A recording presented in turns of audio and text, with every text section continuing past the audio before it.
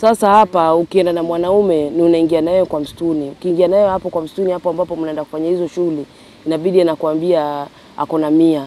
Unaona? Inabidi mnaelewana. Kama utakubali hiyo 100 unakubali, tunafanya naye shughuli, tunamalizana, naondoka na kuja nachukua mwingine hivyo hivyo. Sasa vile nilitoka Ulaya, sasa ndo nimeingilia maisha ya kujiuza zaidi, kujuzia huko barabarani na kujuzia hapa kichakani. Kazi ya ukahaba naifanya karibu miaka 10.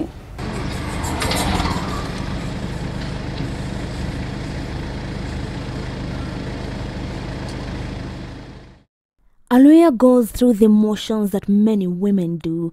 She carefully but quickly applies her makeup.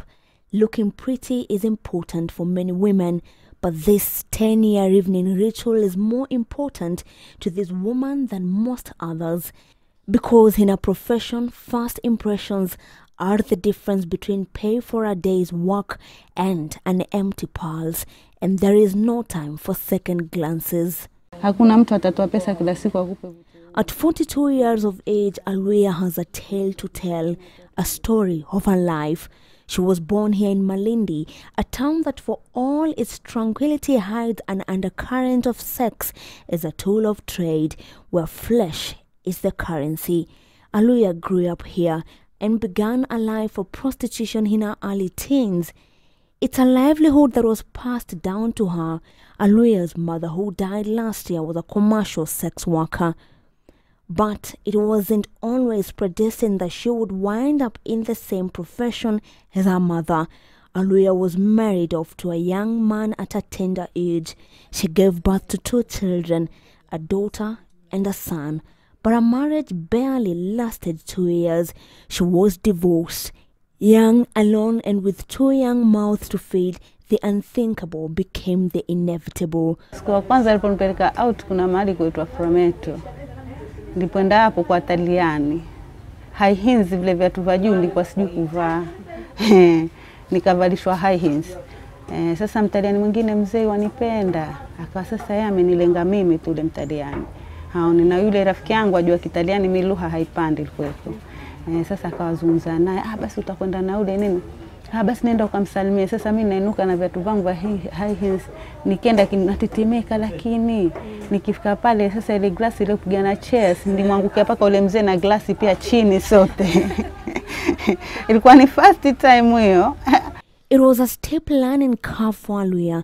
The guilt and shame she felt overwhelmed her, but more experienced women intervened. Yule msichana rafiki yangu yule mwenye kufuta drug akanambia, wewe una haya namna hiyo ama vipi? Ukipiga mapafu wale utakwenda out, huoni haya, huoni chochote.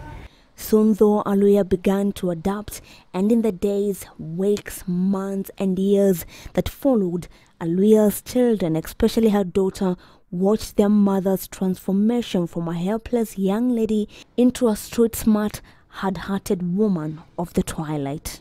And in the changing seasons of Malindi, the customers that blew in and out of her life were predominantly white tourists, and most treated her badly. Nishawahi kumshikia paka mzungu chupa, ndipo pesa zangu arosto ziko juu sana.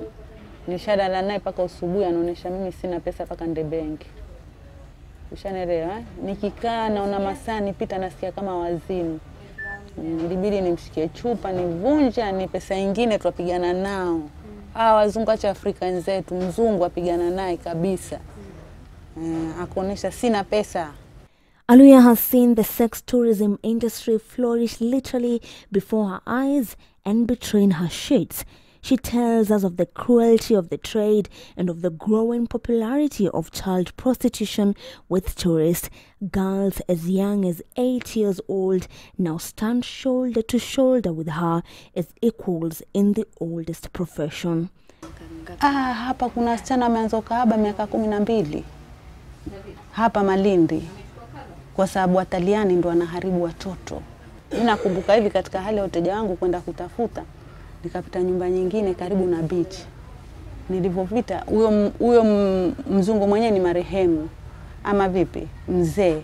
Yeye vichana vake wa Kigiriama miaka 12, miaka 9, miaka 5, miaka 12, miaka 9, miaka 14, miaka 15, hata 20 yeye hataki. What Aluya didn't realize is that her own daughter was soon going to be a child of the twilight. Part because of the environment that encourages child prostitution, many poor parents here don't object to their girls being traded for money to help them survive. Na kiangalia wasichana wetu siku hizi kuna shida. Wengine wamekulia nyumbani kwao kuna mashida, kuna nini. Ukimwonesha 1000 hivi, hata hataki kujua yeye. Aona kama 100,000. Ajue upata 1000 atakwenda nao nyumbani, mama watapika siku hiyo. Watu watakaa, watastarehe roho yao nini, kwa nini ndugu zangu wapata shida labda hawajala kutoka jana. Ushanielewa sana. But also because she saw Aluya dress up every evening to go into the streets.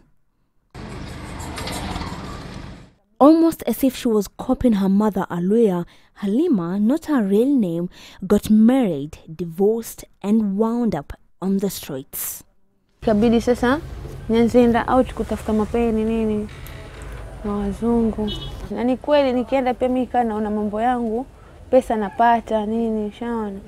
Quickly Halima learned the same painful lessons that her mother did. Sasa kama vile pengine umeenda si ndio umeenda kutafuta wazungu. Haujui lugha, ndio umeenda ni mwanzo, si ndio? Lazima utateseka. Ndo wanze kushika rada za pale out sasa. Mother and daughter got deeper into the business of sex work. We have to earn a living and often we have to do sex work to feed our daughters. But there comes a time the daughters of brother will have to feed themselves and sometimes their mothers. But rather than help them get out of the profession, the money they earn only sinks them deeper into the twilight. They share a trait very common with sex workers. Both mother and daughter are also drug users. Aluya tells us many times they have to boost each other financially to support each other's habit. Nataka mimi sasa nifanye mimi nimwangalie, lakini sasa kuhusu arosto noma huwezi kuvumilia. Ushanelewa, itabidi wewe sasa nyoto hili sasa mwe ratre. Sengine mimi ushindwa nikaka hivi ndo akaja na kunaji. Shika tuvute. They both started abusing heroin to drown their conscience and cover the emotional scars they got from every night spent as sex workers. It worked, but the cost to both of them is immeasurable. The story is the story of many mothers and daughters in Malindi and across the coastal region of women bound by the chains of cross-generational prostitution. Both still work on the streets, but there is an all too familiar twist in the life of Halima. Nenda nikutukia kirohoni mwangu kwa sababu nikiangalia vile mtoto wangu huyu. Sasa kama yule sasa hata sijui miezi yake mingapi ya kuzaa. Hata sijui atazaa wapi. Saona. The town of Malindi is certainly a paradise in its own unique way.